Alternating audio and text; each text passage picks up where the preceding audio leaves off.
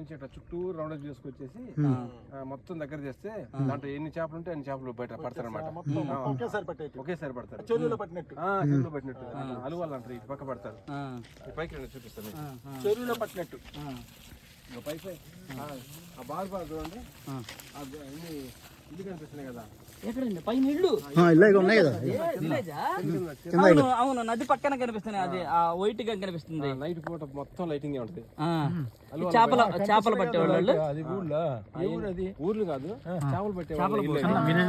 Lighting గీటింగ్ అన్ని ఉంటాయి, solar lights ఉంటాయి మొత్తం వాటికి. సోలార్ లైటింగ్ ఉంటాయి, ఫుల్ నైట్ పూట ఫుల్ వెళ్తూ వస్తుంది. ఈ చేపలంతా ఎక్కడే పోతుంది? ఎక్స్పోర్ట్, కలకత్తా ఎక్స్పోర్ట్ చేస్తారు. కలకత్తాకి ఎక్స్పోర్ట్ చేస్తారు. చాలా మంది ఉన్నారు సార్, చాలా మంది ఉంటారు. ఓకే, అర్థమైంది. తెలంగాణ వాళ్ళు ముత్తరాసులు పడతారు సైడ్. ఏమండి ఇది ఏంటి భలే ఐలాండ్ వెళ్ళి కట్ అయ్యి ఉంది లోపలికి? అది కమ్మాలపల్లి అని చెప్పేసి దేవరకొండ నుంచి 60 కిలోమీటర్లు రావు సార్ ఊరు.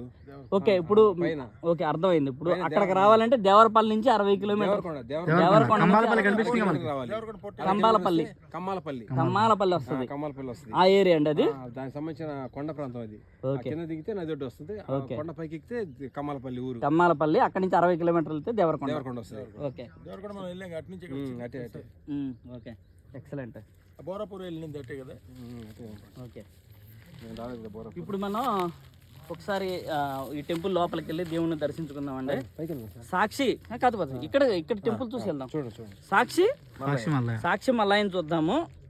ఈ సాక్షి మల్లయ్య ఏంటంటే ఒకసారి దీని గురించి చెప్పండి. ఇందాక నాకు క్లారిటీ లేదు. సాక్షి మల్లయ్య, సంతాన మల్లయ్య